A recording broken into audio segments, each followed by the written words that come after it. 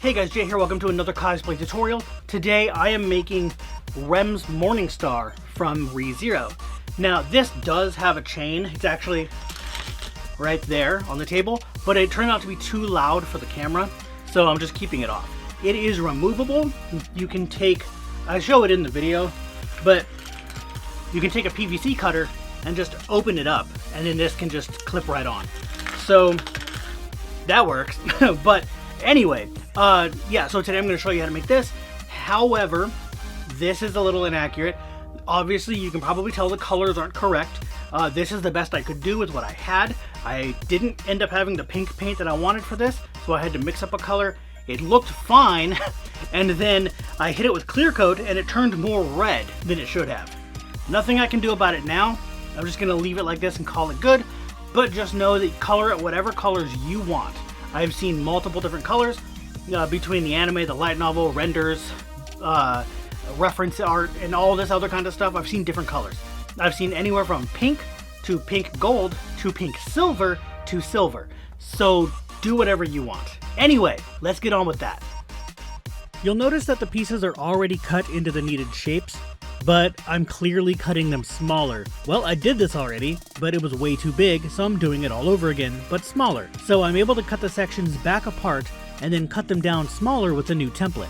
After cutting out all 8 pieces, you'll need to use the heat gun to heat them up and curve the foam, but I already did that on the previous one, so these pieces are already curved. I'm still going to show you how to do that with one of the pieces, but since it's already curved, it's a little harder to show, but I think you understand. So basically you just go over the full piece front and back with the heat gun, then curl it in all directions. And I use a planisher that I made using an old magnetic ball light and some spray paint lid things taped together. But this is completely possible with your hands, just if you do that, be very careful not to burn yourself. After that, all you have to do is glue all the sections together. I do this with contact cement. When you use this stuff, please be sure to wear a respirator because the fumes are nasty. And I always use 2 coats of glue because the foam soaks up the first coat just way too much and it doesn't work at all. And then make sure to let that first coat dry as much as possible before putting the second coat on. Once the glue has sat for about 5 to 10 minutes or so and is just barely tacky, you can stick the pieces together. I start by putting 2 pieces together, and then I add 2 more to that piece, which will make 1 half of the ball. And then I make a second half on its own so that I have 2 halves. Only now, after that I have both halves, I can glue them together to create the full ball. Also, my seams aren't great, so if you can do better than that, yeah, go ahead and do that. Anyway, with the ball together, I use a sewing measuring tape to find the center of each section. This will denote where the spikes need to go, as well as the center point will help me make the circular details that this prop has later on. And honestly, I should have marked this when I traced out the template, but I forgot, so I have to do it now. If you do it before you cut and glue everything together, that would be smarter. I end up putting holes in the areas that, if this were a globe, would be the north and south poles. You don't have to do this. I was originally going to put something like a PVC pipe inside of it to make it sturdy. Turns out that wasn't needed. Just completely skipped this and pretend I didn't do it. From one thing I didn't need to another, I made this piece with a half a chain glued into it with 5-minute epoxy, but then realized I can't paint this with a chain in it. So I had to redo this piece later without the chain in it, so just ignore this for now. The chain is just a plastic one I bought on Amazon that I used a PVC pipe cutter to cut in half. And I'll show you all of that at the end of the video. Now, these aren't the spikes I'm going to use, but this is just to show you what it will look like. At this point, I'm still waiting for them to arrive, but I bought some solid EVA Foam spikes that will be listed in the description. They are the 60mm by 100mm size option. If you want to spend less money and just make the spikes yourself, I can show you how to do that too. The template you can download from my site will have the cone pattern on it if you want to use it. That will give you the same sized cones as the solid ones I bought. To make these, you cut out the template, put contact cement along the angled edge, the 2 flat edges, and then you put that edge together, and then you glue the bottom of the cone onto the ball. So, since I still have to wait for the spikes, I move on to the handle. This is just a PVC pipe that I believe is 1.25 inches, which is the inner diameter, which that's just how they're sold. They're sold by inner diameter. I used 5mm foam to make the end caps, and 2mm foam to make the strips. I started by sanding the pipe with sandpaper, then taped the pieces on and used a pen to mark where they go, and glued them on with contact cement. After that, I needed to make a plug for the top where it was going to have another one of those half chain pieces epoxied into it so that the glue has a surface to be able to glue down to. I just cut out a 10mm thick circle and put it into place. I also put one on the other side because these also make it so that the layer on top of the ends will have more surface to glue to. I then used my circle cutter to cut out the pieces for the end caps. If you don't have one of these, you can just cut these out with a knife and then use the Dremel on the edges, or do whatever you want, honestly. It's just easier if you have a tool to make perfect circles already.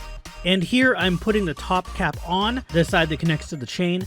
You can see that I already had one of these too, just like the one before that goes on the ball. I realized also that I can't paint this one with the chain glued in either, so I ended up just redoing this again and just put holes into the foam and then glued it right down onto the handle. Also, the holes in this piece are not deep enough to hold that well, since this is 5mm foam, so I used the Dremel and some type of cutting bit, I don't know what this is, and cut away at the inside to make the holes deeper. This will allow the chain piece to be glued in further so it'll hold better. Well, with the handle built, I'm still waiting on the spikes, so I can prep the ball a bit more. I start by cutting out a circle that's 60mm in diameter, since that's how big the spikes are, and finding the center as best as I can, and placing it on the lines that I made on the ball to center the circle and trace it out so I know where the spikes will glue down. Since my compass is a piece of garbage, I had to make my own with a folded piece of paper that had some layers of tape to make it sturdy. I've done this before. And then I poke it with a thumbtack and then make a hole for a pen on the other side, however far away I want the holes to be to make the two circles. And I didn't measure this at all, I just completely eyeballed them, and then with the thumbtack pushed into the center mark that I made way at the start, I can use this as a pivot point to create the circle details, and both circles will create a ring that will later be painted. For the shape on top, it's kind of like a 4-leaf clover or something. I just eyeballed the entire design, and I just used the seam lines as a guide. It's not amazing, but it's actually way better than I thought it would turn out.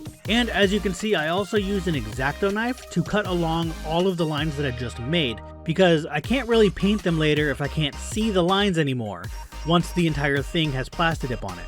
If you think you can do the details as just painted on top and nothing else, go right ahead, but that's way more annoying. With these cuts, you can at least see the separation so I know where to paint. And yay, the spikes finally arrived, over a friggin' week later. So now I just contact cement them on where I marked before, and it's a good thing I didn't end up putting that PVC pipe in from earlier into the holes that I made, because as you can see, I have to press the foam into itself, collapsing the structure in order to get the flat bottoms of the spikes to glue onto the curved ball.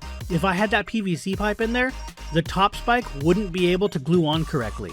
I also glued on that one piece that will have the chain connected to it, and it's just glued to the bottom on the opposite side of the top spike, but that's nothing special, all you have to do is contact cement that on.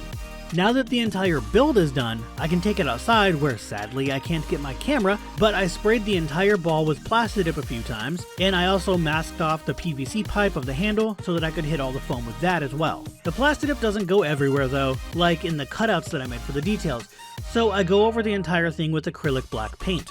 This way I can brush it into those cuts so it's just black in there. And I use matte paint here because I plan on painting on top of this, and that's the finish you want if you plan to do that. Glossy finishes are basically impossible to paint on top of. It doesn't stick at all and just slides around. And satin finishes have a little bit of gloss to it, which also causes a little bit of the same problem. Matte has no gloss, meaning that the paint sticks and doesn't slide around.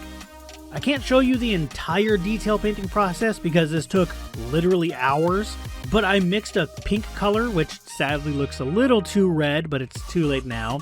The camera makes it look more pink than it actually is, but whatever. I used a small brush to carefully paint this color onto the detail rings I cut earlier, as well as that whatever that shape is on the top, and there was a lot of spillover. So wherever that happened, I just used more black paint and went over it and it was fine. And here's what it looks like after it's cleaned up.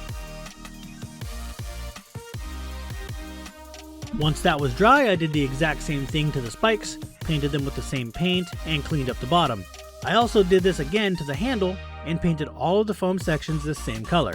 The last thing I need to show you how to do is attach the chain. This is the PVC cutter I used, and it cuts like butter. It's amazing. And the chain is just barely flexible enough to connect together. The 5-minute epoxy holds in the halves that are in the little handle and the ball part, whatever, very well. And everything is light enough so that it's not enough to rip everything out. I also forgot to mention I went over everything with a matte clear coat.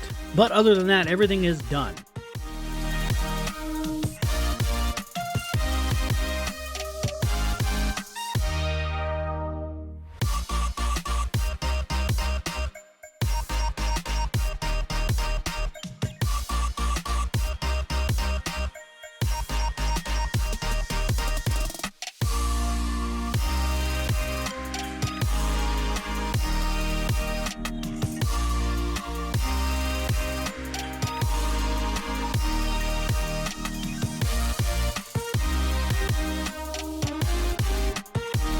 Alright, so that's how you make Rem's Morningstar, and the handle, I guess, from ReZero. And again, like I said at the very beginning, the chain is down here, it's on my table, but you just cut it and then connect it, and you'll be fine. I used a plastic chain. I will also link that in the description. I forgot to mention that. I'll do the exact same one. You can get it in whatever color you want. It comes in a bunch of different colors, so you can get it in black, like I did, or I just did that because it matches, or you can get it in silver, or whatever you want. But anyway, that is going to be it for this tutorial. So if you like it, go ahead and hit that thumbs up, subscribe for more, and I'll see you guys later.